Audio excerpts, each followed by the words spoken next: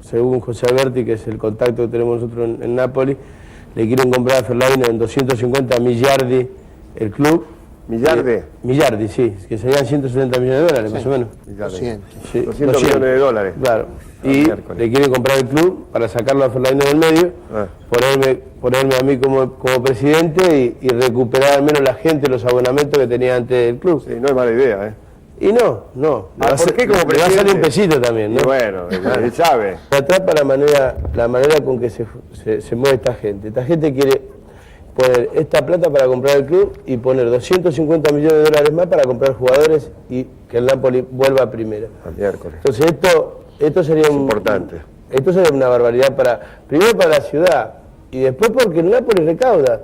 O sea, la idea en general que tengo yo es, sí, lo del presidente bárbaro, pero yo vendría a ser un presidente por decir presidente, pero yo me ocuparía del equipo, yo me ocuparía de los entrenamientos. O sea, la idea que tengo es vos te gusta ser más técnico. Claro. ¿No?